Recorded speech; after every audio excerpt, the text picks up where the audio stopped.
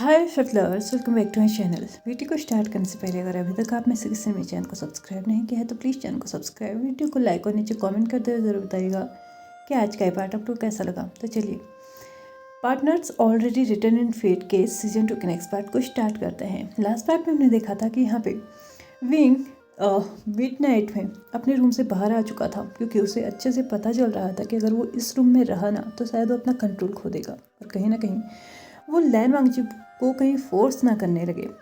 और वैसे भी लैन वांगजी ऑलरेडी मतलब विंग के अकॉर्डिंग कहीं लैन वांगजी ये ना सोचने लगे कि विंग उस पर ना ज़बरदस्ती कर रहा है, मतलब उसको इस रिश्ते पे ज़बरदस्ती बांधने की कोशिश कर रहा है। और यहाँ पे विंग के एंड से पूरा तो क्लियर था कि लैन वांगजी इस रिश्ते में सिर्फ और सिर्फ नाम मात्र के लिए जुड़ा है, क्योंकि ये हमारे मदर्स ने ये शादी फिक्स की थी।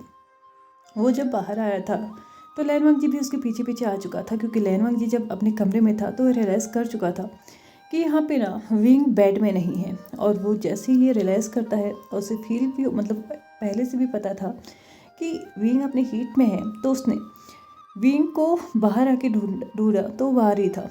उसने बाहर आके विंग को एक ब्लैंकेट उड़ा दिया और यहाँ पे विंग और लैन वांगजी के बीच में थोड़ी बहुत बातें हुई, जिसमें लैन वांगजी को एक चीज़ तो क्लियर हो चुकी थी कि इस वक्त सच में विंग को उसकी ज़रूरत थी, लेकिन वो भी हेजिटेट कर रहा था कि उसी विंग को ये ना लगे कि कहीं लैन वांगजी ना उसका फ़ायदा उठाने की कोशिश कर रहा है, या फिर वो ये ना सोचे कि वो अपने हस्बैंड होने का ना यहाँ पे अधिकार देख रहा है।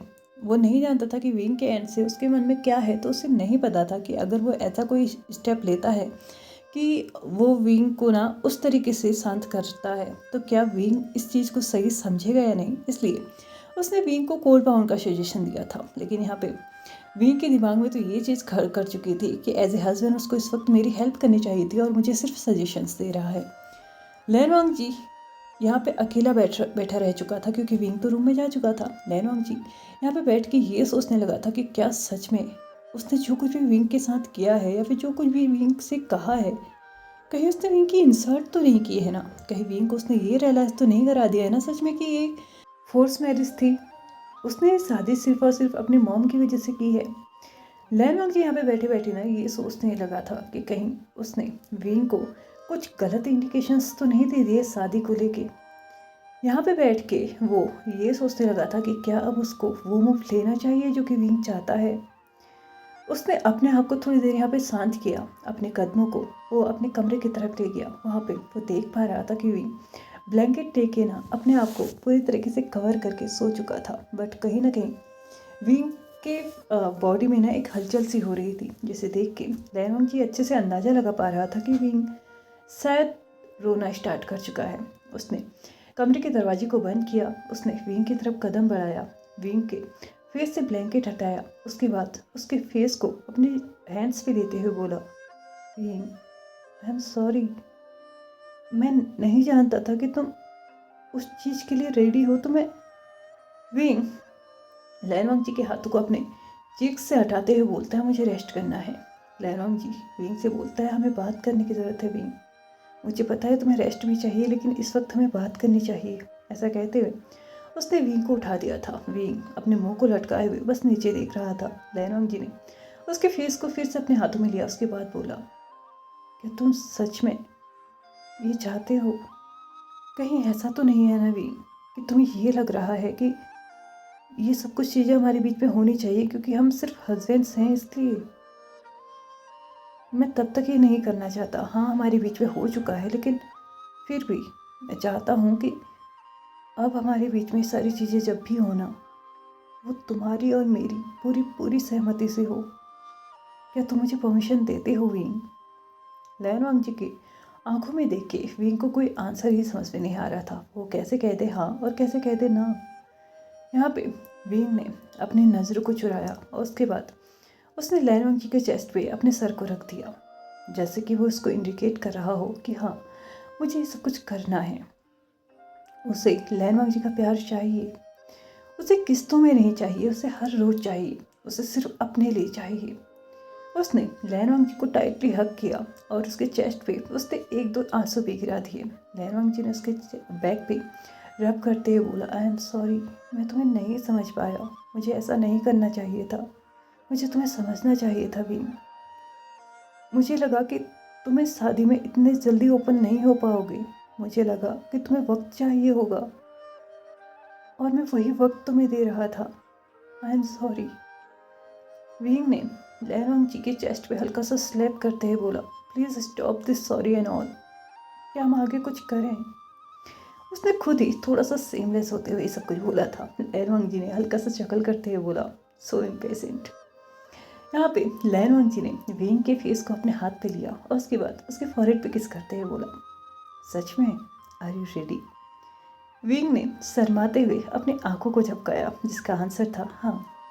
लहरोंग जी ने उसके आइज पे किस करते हुए बोला, seriously are you ready? Wing ने फिर से शर्माते हुए हाँ मैं अपने आंसर सर को हिलाया। लहरोंग जी ने फिर से उसके चीक्स पे किस करते हुए बोला, मैं तुम्हें दोबारा मौका नहीं दूंगा विंग, सोच तो अभी भी।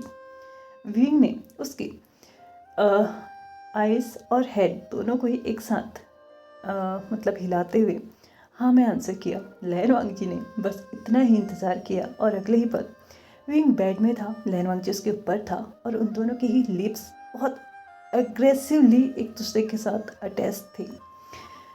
विंग इस वक्त जो फील कर रहा था ना वो ये था कि ये किस आज जो उन दोनों के बीच में हो रहा है ना, वो पहले जो मतलब एक दो बार वो इंटीमेट हो चुके हैं ना उस टाइम पे और अभी में बहुत ज़्यादा फ़र्क है।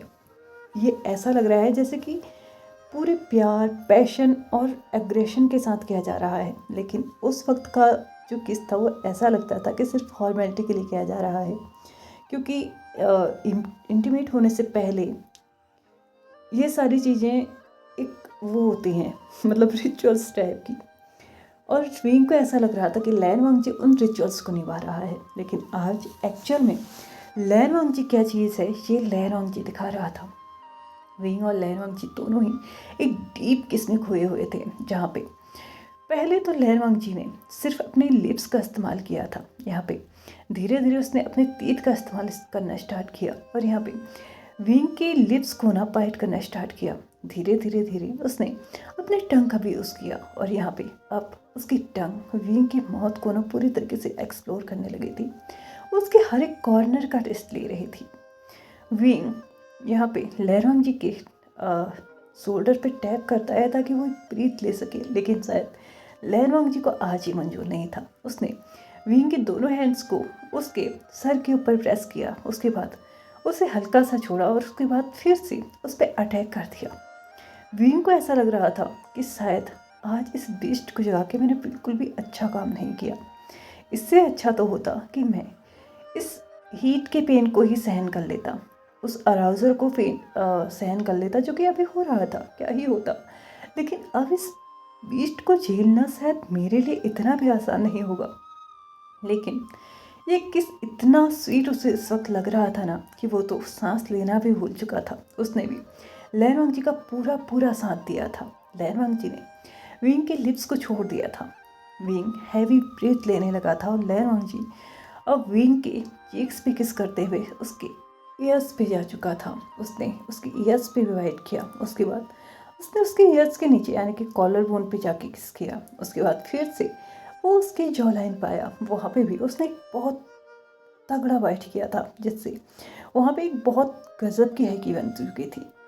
और एट द एंड उसने उसके नेक पे बाइट किया था और आज वो फाइनली विंग को अपना ओमेगा मार्क कर चुका था। हाँ, अभी तक उन दोनों के बीच में इंटीमेट तो हो चुके थे दोनों, बट हाँ दोनों में से किसी ने भी एक दूसरे को अभी तक मार्क नहीं किया था। लेकिन अब यहाँ पे लहरोंग जी ने जब मार्क कर दिया था तो उसने अपने आप को वहाँ से हटाया, यानी कि उसके नेक से हटाया और यहाँ पे उसके फॉरहेड पे जाके किस किया। विंग उस बाइट की वजह से ना थोड़ा सा पेन में था, उसने हल्का सा ग्रॉल किया था जैसे कि वो मतलब ये नहीं चाहता था, बट ये हुआ था। यहाँ पे लहरोंग जी ने फिर से उस बाइट मार्क के ऊपर किस किया, उसके बाद उसके ईयर्स के पास जाके कहा, बाइट में भी मार्क में। विंग ने लहरोंग जी की तरफ देखा तो लहरोंग जी की आइज़ पूरी तरीके से रेड हो चुकी थी। वो भी इस वक्त इतना ज़्यादा डीपली इस सीन में घुस चुका था ना कि अब वो बिना विंग के कमर दर्द किए तो नहीं उतरने वाला था इस सीन से। लैन वांगजी ने दोबारा रिपीट किया, please Wing, mark me as yours.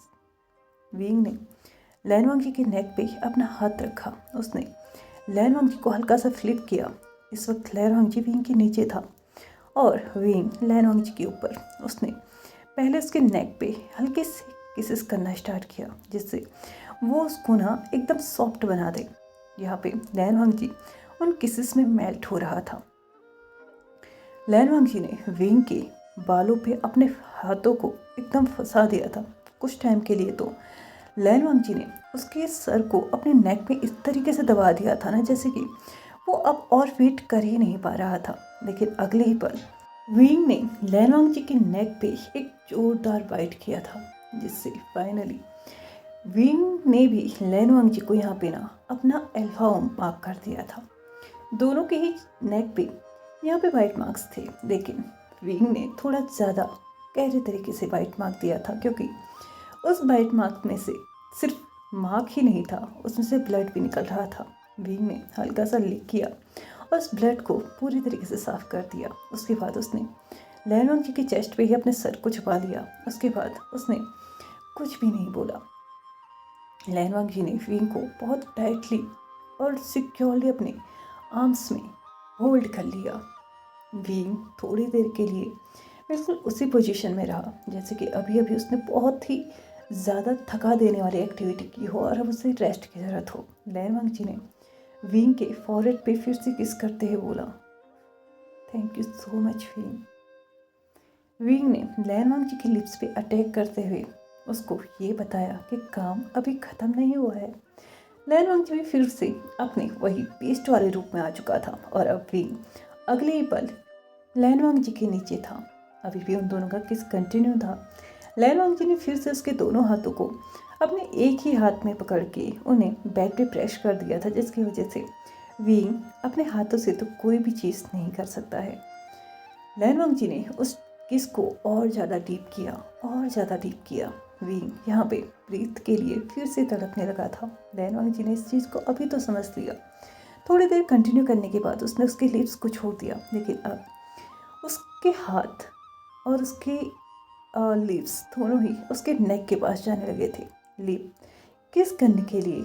और हैंड्स उसने जो पहना था ना उसको रिमूव करने के लिए वन बाय वन लैन वांगजी ने विंग की लेयर्स को उतारना शुरू किया। ऑफ कोर्स वो एक लैन सेक्ट का मेंबर बन चुका है, तो अब 3 पीस तो नहीं पहने होंगे।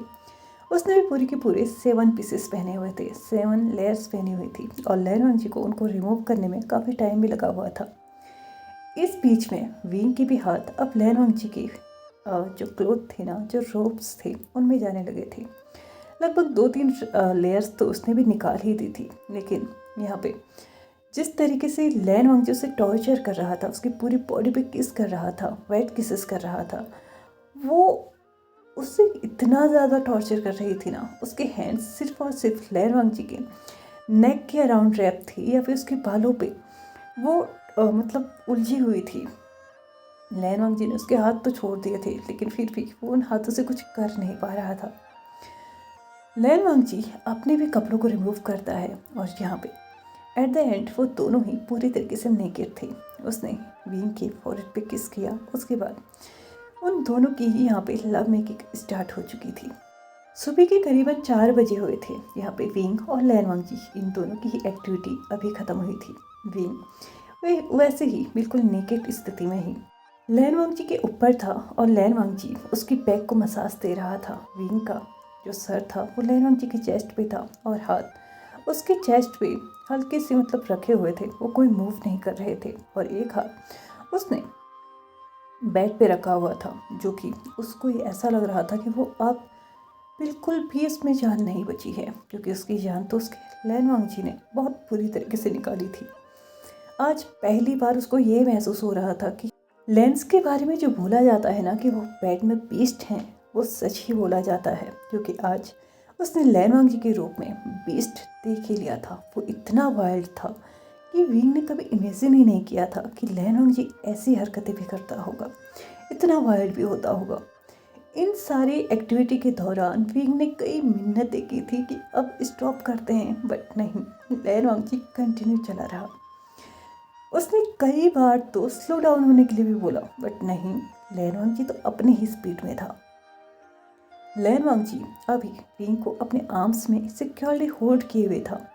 उसने अपने और विंग दोनों के ही ऊपर ब्लैंकेट डाल दिया था, क्योंकि इस वक्त वो दोनों ही स्वेटी थे, और अगर इस वक्त वो दोनों हवा के संपर्क में आते तो उनका जो मतलब कोल्ड होने का चांस ज़्यादा था। इसलिए उसने ब्लैंकेट लिए हुआ था, क्योंकि अब थोड़ी ही देर में सुबह होने वाली थी और नहाने का टाइम भी होने ही वाला था। तो अभी जाके उठ के बात लेने का कोई मतलब भी नहीं बनता है। यहाँ पे विंग ने लैन वांगची के चेस्ट पे स्लैप करते हुए बोला, तो बहुत ज़्यादा वाइल्ड थी। लैन वांगची ने शक्ल करते हुए बोला, सॉरी, बट आज मैं अपने आप को कंट्रोल ही नहीं कर पाया। लैन वांगची ने विंग की फॉरहेड पे किस करते हुए बोला, आई एम सॉरी, शायद मेरी वजह से तुम्हें ये लगने लगा कि ये शादी मेरे लिए एक फोर्स मैरिज है, लेकिन ये एक फोर्स मैरिज नहीं है विंग। ये मेरे लिए तो एटलीस्ट फोर्स मैरिज नहीं है, क्योंकि मैं भी इस शादी को बहुत पहले से करना चाहता था। मैं बस तुम्हें वक्त दे रहा था मेरे साथ एडजस्ट होने के लिए, क्योंकि शायद मेरे साथ एडजस्ट होना इतना भी आसान नहीं है। विंग ने लैन वांगची की तरफ देखते हुए बोला, तुम्हारे साथ एडजस्ट होना क्यों आसान नहीं है? क्या तुम खुद को थोड़ा सा चेंज नहीं कर सकते? तुम तो अभी भी बिल्कुल वैसे ही हो जैसे तुम तब थे जब मैं यहाँ पढ़ाई के लिए आया था। क्या तुम्हें नहीं लगता कि अब तुम्हें थोड़ी बहुत चीज़ें चेंज कर लेनी चाहिए? लैन वांगची ने फिर से विंग के फॉरहेड पे किस करते हुए बोला, अगर मेरा विंग चाहता है कि मुझे चेंज होना चाहिए तो मैं ज़रूर कोशिश करूँगा। मैं पूरी कोशिश करूँगा कि आज के बाद तुम्हें कोई भी गलत इंडिकेशंस ना मिली मेरे एंड से कि मैं तुमसे प्यार नहीं करता। मैं तुमसे तब से प्यार करते आया हूँ विंग, जब से मैंने तुम्हें पहली बार देखा था। तुम्हें पता है, जब मैंने तुम्हें पहली बार क्लाउड रिसेस में अपने गेट में देखा था, तुमने मुझसे लड़ाई की थी इस बात को लेके कि तुम्हारे इनविटेशन कार्ड खो चुके हैं और तुम अंदर आना चाहते हो और मैं तुम्हें ज़बरदस्ती अंदर आने दूँ। लेकिन उस वक्त कुछ पल के लिए मैं तुम्हें बस देखे रह चुका था, लेकिन अगले ही पल मुझे याद आया कि मेरी मॉम ने ऑलरेडी मेरे लिए कोई ढूंढ रखा है। तुम फिर से नाइट में यहाँ पे वाइन की बॉटल्स के साथ आए। मैं तब भी तुम्हें बस देखता रह गया। उस पल भी मेरा मन था कि मैं तुमसे बैठ के बातें करूं, तुम्हारे बारे में और जानूं। मैं जानूं कि तुम इतने खूबसूरत क्यों हो। मैं जानूं कि तुम ऐसे क्यों हो, क्यों तुम ऐसे हो जिसे देख के मेरा दिल धड़कना स्टार्ट हुआ था। लेकिन फिर से मुझे याद आता है कि मेरी मॉम ऑलरेडी मेरे लिए किसी को ढूंढ के गई हैं और मैं उनकी इच्छा को बिल्कुल भी नकार नहीं सकता। तुम्हें पता है, जब अंकल ने मुझे ये बताया था कि तुम ही वो इंसान हो जिसे मेरी मॉम ने मेरे लिए चुना है, तो मैं खुद इतना खुश था कि शायद उस दिन पहली बार मैंने सैरी टाउन जाके तुम्हारी पसंद का खाना खाना स्टार्ट किया था। मैं जानना चाहता था कि तुम्हारा टेस्ट कैसा है, तुम्हें स्पाइसी खाना खाने के बाद कैसा महसूस होता है। मैं तुम्हारे लिए तब से बदलने की कोशिश कर रहा हूँ विंग। मैं नहीं जानता था कि ये शादी तुम्हारे लिए सिर्फ फोर्स मैरिज है या फिर तुम भी इस शादी को करना चाहते हो। मैं बस ये तुम्हारे मुंह से सुनना चाहता था विंग कि ये शादी तुम्हारे लिए भी उतनी ही मायने रखती है जितनी कि मेरे लिए। आई एम सॉरी, मैं इस चीज़ को समझ नहीं पाया, लेकिन अब ऐसा नहीं होगा। मैं तुम्हें हर वक्त समझूंगा। मैं तुम्हारे लिए हर वो चीज़ करूंगा जो तुम्हारे लिए सही होगी विंग। उम्मीद है कि तुम भी मुझे समझोगे। विंग ने लैन वांगची की चेस्ट पे फिर से अपने सर को रखते हुए बोला, मुझे यकीन है तुम पे लैन जान, और मुझे यकीन है इस बात पे कि तुम मेरे लिए जो कुछ भी करोगे वो सही ही करोगे। सिर्फ आधा घंटा बच चुका था 5 बजने में और लैन वांगची का उठने का टाइम हो रहा था। लैन वांगची ने विंग के फॉरहेड पे किस किया और उसके बाद वो उसको वैसे ही और ख़ुद को भी वैसे ही, यानी कि नेकेड पोजीशन में ही उसने बाथरूम की तरफ बढ़ना स्टार्ट किया। लैन वांगची और विंग दोनों ही जब ऐसे बाथरूम की तरफ जा रहे थे तो विंग अपनी पोजीशंस पे ना बहुत ज़्यादा शाय फील करने लगा था। उसने लैन वांगची से बोला, एटलीस्ट बेडशीट ही ले लेते, मतलब। तो यहाँ पे लैनवांग जी बोलता है, ये ज़रूरी तो नहीं, हम ये सारी चीज़ें ऑलरेडी पहले ही देख चुके हैं, और वैसे भी मेरी बॉडी का या फिर तुम्हारी बॉडी का कोई भी ऐसा कॉर्नर बचा ही नहीं है जो कि अब हमें छुपाने की ज़रूरत है, ताकि हम उसे नेक्स्ट टाइम देखें। इसलिए मेरे सामने तो तुम्हें इस तरीके से रहने की ज़रूरत नहीं है। इवन मैं तो चाहता हूँ कि मैं जैसे ही कमरे में आऊँ तुम बिल्कुल ऐसे ही हो जाओ जैसे अभी मेरी आर्म्स में हो। विंग ने लैनवांग जी के चेस्ट पे स्लैप करते हुए बोला, सच में तुम बहुत ज़्यादा सीमलेस हो। लैनवांग जी ने विंग से बोला, अच्छा, हरकतें तो वो तुम्हारी थी। मुझे ये समझ में नहीं आता है कि तुम अभी इतना शांत कैसे हो गए हो। क्या तुम सच में वही इंसान हो जो अपने 16 साल की उम्र में यहाँ पे लाइब्रेरी पवेलियन में मुझे इरोटिक बुक्स देके गया था? लैनवांग जी और विंग दोनों ही उस इंसिडेंट को याद करके ना बहुत ज़ोर से हंसने लगे थे, क्योंकि ये तब का इंसिडेंट है जब विंग यहाँ पे पढ़ने आया था। उसे सज़ा मिली थी 3000 जो रूल्स हैं ना उनको कॉपी करने की। उसने एक बुक लैनवांग जी को देते हुए बोला, मैंने कर लिया है। और लैनवांग जी ने जैसे उस बुक को देखा तो वो तो मतलब एक अलग ही जोन में जा चुका था। उसके लिए ये एक नई चीज़ थी, नई नहीं, उसके लिए तो ये एक सबसे ज़्यादा बकवास चीज़ थी। इसलिए उसने तुरंत ही उस बुक को ना फाड़ दिया था। और विंग इस बात पे रो रहा था कि उसने उस बुक को आज तक एक बार भी नहीं देखा था। विंग और लैनवांग जी दोनों ही बाथरूम में पहुंच चुके थे। विंग और लैनवांग जी दोनों ही बाथटब में बैठे हुए थे, और यहाँ पे लैनवांग जी विंग के बैक को अभी भी रब कर रहा था, ताकि उसका जो पेन है ना वो थोड़ा सा रिड्यूस हो जाए। बातों ही बातों में लैनवांग जी बोलता है, वैसे क्या तुम्हें पता है, तुम्हारी दी हुई चीज़ मैंने आज तक संभाल के रखी हुई है। विंग लैनवांग जी की तरफ देखते हुए बोलता है, क्या तुमने उस इरोटिक बुक को अभी भी संभाल के रखा है? लेकिन तुमने तो उसे फाड़ दिया था ना। तो यहाँ पे लैनवांग जी उसे आंख दिखाते हुए बोलता है, उसके अलावा क्या तुमने मुझे कुछ भी नहीं दिया था? तो यहाँ पे विंग याद करने लगता है कि क्या दिया था, लेकिन उसे कुछ भी याद नहीं आ रहा था। लेकिन क्या विंग को सच में ये चीज़ भूल जानी चाहिए थी जो भी उसने लैनवांग जी को गिफ्ट किया था? क्या उसे याद आएगा? ये तो हम जानेंगे आने वाले एपिसोड में, क्योंकि अभी मेरा टाइम हो चुका इस पार्ट को यहीं पे ख़त्म करने का। और जो लोग बोलते हैं ना कि मैं छोटी वीडियो बनाना स्टार्ट कर चुकी हूँ, उसके लिए आज मैंने स्पेशली इतनी लंबी वीडियो बना ली है। तो चलिए, वीडियो पसंद आई हो तो प्लीज़ लाइक से सब्सक्राइब एंड कमेंट करते हुए जाइएगा। Thank you so much for watching my video and bye bye.